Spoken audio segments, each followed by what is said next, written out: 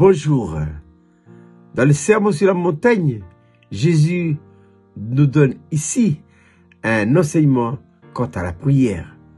Matthieu chapitre 6, verset 6, Jésus dit, « Mais quand tu pries, entre dans ta chambre, ferme ta porte et prie ton Père qui est là dans le lieu secret.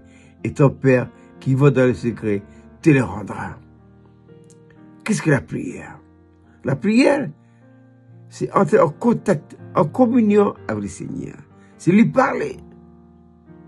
Il est bon, d'après l'enseignement du Seigneur Jésus-Christ, de faire quoi? De fermer la porte, les fenêtres de ton cœur. Jésus utilise ici l'exemple d'une maison. C'est qu'il faut tout fermer et témoigner à ce que vous êtes là, tout seul, tout seul.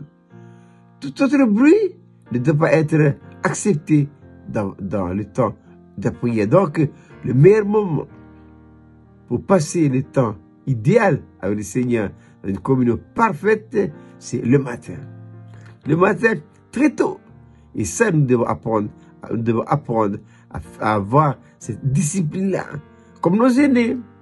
D'ailleurs, tous les hommes et les femmes de foi qui ont été utilisés par le Seigneur ont tous été des lève-tôt et des couches tard. Lui-même, en tant que modèle, il dit, le Seigneur, pendant qu'il faisait encore noir, se levait et sortait dehors pour prier. Voilà. Faisons comme David. David, l'homme selon le cœur de Dieu, le chantre de l'Éternel. Il est dit de David dit dans le psaume 119-147, « Je devance le lever de l'aurore et je crie, j'espère en tes promesses. » Parle à Dieu dans le secret de ton cœur. Mais n'oublie pas, fermez les portes, fermez les fenêtres. N'acceptez aucun élément extérieur. Tout ce qui vous arrive, la pensée, c'est les mouches. Belzébul signifie presse des mouches.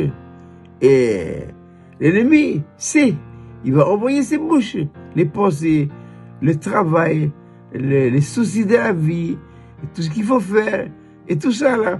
Et ça perturbe le temps de prière. Ça perturbe le temps de communion. Dans la communion avec le Seigneur, on fait taire tout bruit. On est là avec le Seigneur. Dis-lui tout. Vos problèmes, vos soucis, vos désirs, l'intercession, la louange et l'adoration. Passez le temps. Combien de temps? Il n'y a pas de temps indiqué dans la parole. Mais chacun doit prendre un temps. Voilà. Et le temps qui va passer, il est choisi pour lui. C'est une discipline personnelle entre vous et Dieu. Dieu aime, il aime écouter. D'ailleurs, tout ce que nous lui disons dans la prière, le Seigneur le sait. Il sait tout lui, mais il aime entendre de la part de ses enfants les requêtes, l'intercession, la louange et l'adoration. Voilà.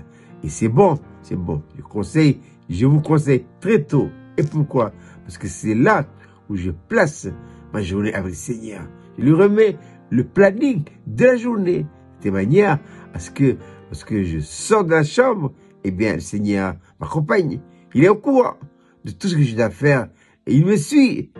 Si le psalmiste dira, sur 134, l'ange de l'Éternel campe autour de ceux qui le craignent. Et il y a toujours cette réflexe en vous de savoir que Dieu est à vos côtés. Il est là. Il vous suit pas à pas.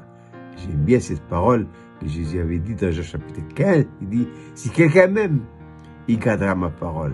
Mon Père l'aimera, nous viendrons en lui et nous ferons notre demeure chez lui.